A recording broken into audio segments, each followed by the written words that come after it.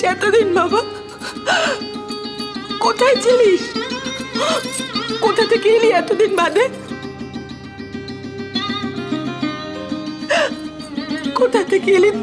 তোর কি একবারও আমাদের কথা মনে পড়েনি? আমার কথা মনে পড়েনি একবারও তোর? কত কষ্ট পেয়েছি তোর জন্য। কোথায় ছিলিস এতদিন? কোথায় ছিলিস?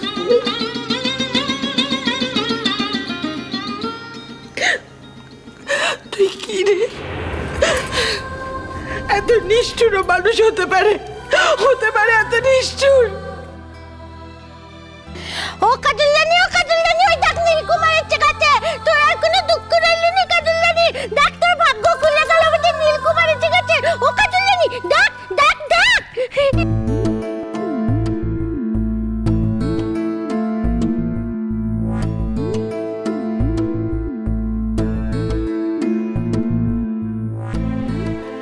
নীল,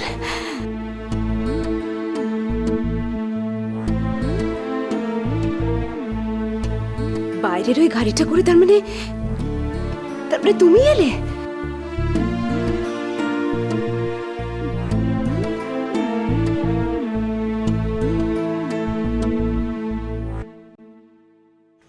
কোথায় ছিলি এতদিন?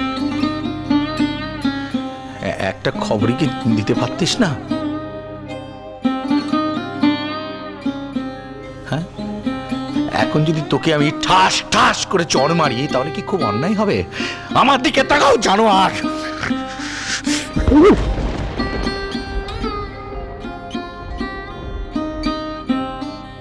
নীল, নীল কোথায় কোথায় ছিলি বাবা এতদিন? এমন করে বাড়ির সবাইকে ভুলে থাকতে হয়? কি সুন্দর দেখতে হয়ে গেছিস তুই নীল। আমি জানতাম তুমি ফিরে আসবে নীল, আমি জানতাম। তাই তো এতদিন শুধু তোমার অপেক্ষাতেই তোমাদের বাড়িতে বসে আছি আমি।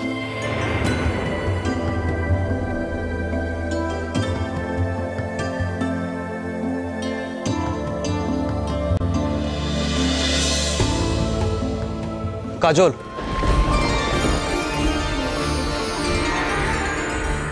তুমি কোথায় যাচ্ছ কাজল? এতদিন পর যখন আমি এখানে ফিরে এসেছি তখন তোমার তো আমাকে ছেড়ে চলে যাওয়ার কথা নয় কাজল।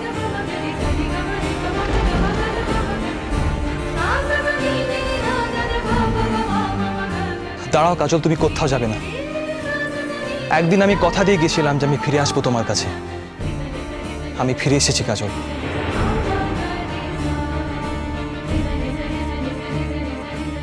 আমি কিন্তু আমার কথা রেখেছি, এখন তোমার কথা রাখার পালা।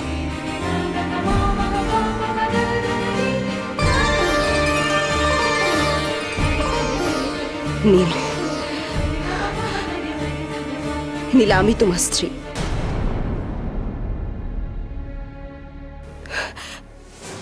কাজল তোমার স্ত্রী নয় নীল, আমি তোমার স্ত্রী। আমি তোমার আইনত স্ত্রী, আমি তোমার বৈধ স্ত্রী নীল।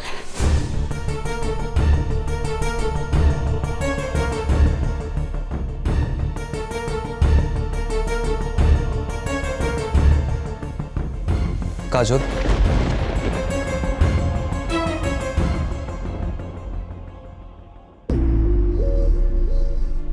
আমি শুধু তোমাকে কথা দিয়েছিলাম বলে আজ এখানে ফিরে এসেছি। তুমি অন্য কারো কথা শুনবে না।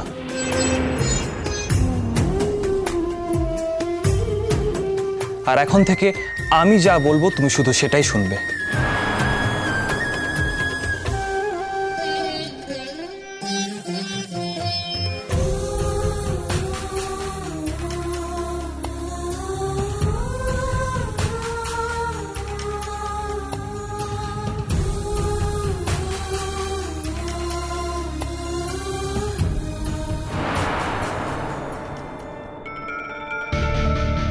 বাহ, এই তো এতদিনে এইবার খেলা একেবারে জমে উঠেছে।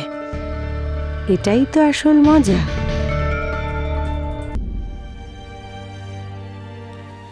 এবার বলতো এতদিন কোথায় ছিলি? হ্যাঁ, এ তো না মেরে বাঁচিয়ে রেখেছিলি। কেউ এমন করতে পারে ভাইপো? কেন এমন করলি? কোথায় ছিলি এতদিন? না, কোনো কথা চাপিস না, খুলে বল কোথায় ছিলি। তুই শুধু আমাদের কষ্ট দিসনি, আর একটা মেয়েকেও অনেক কষ্ট দিয়েছিস রে। নীল, কত রাত তোর জন্য ঘুমোতে পারিনি জানিস?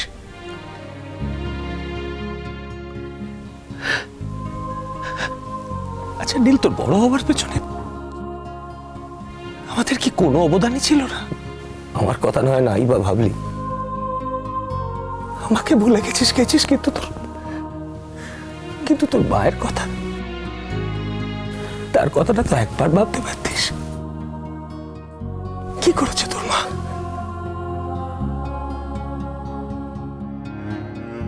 তার তো কোনো দোষ ছিল না।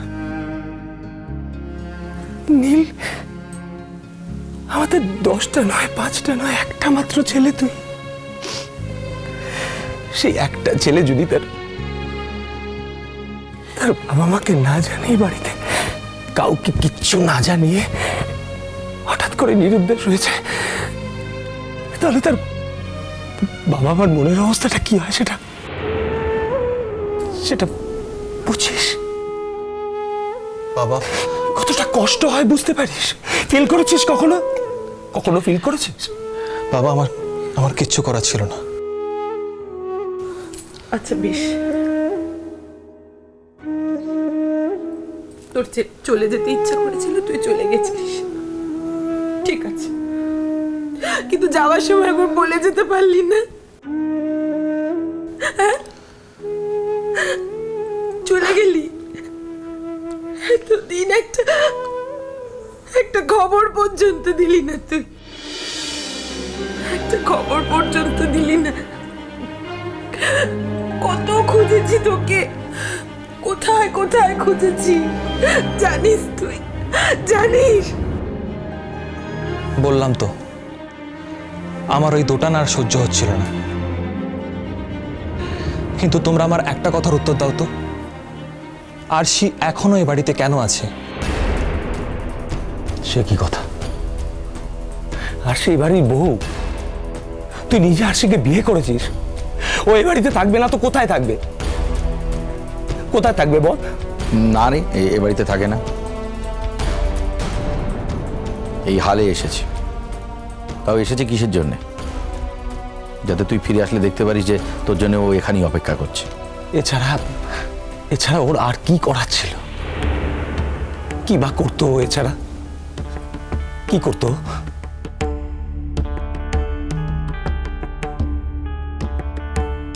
আর তাছাড়া আমার ছেলেও তো খুব একটা দায়িত্ববান পুরুষের মতন কাজ করেনি না।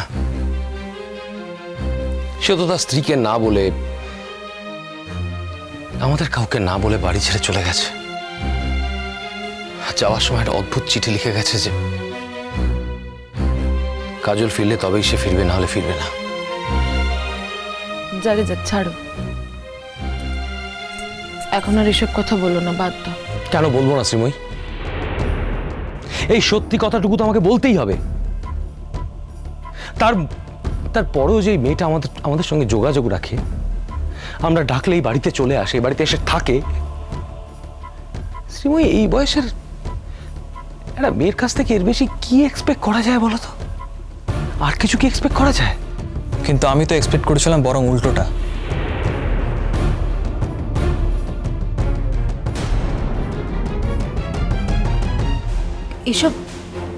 এসব তুমি কি বলছো নিম? আচ্ছা আরশি, তুমি কোনোদিনও কখনো রান্না করে কি খাবার বানিয়েছো?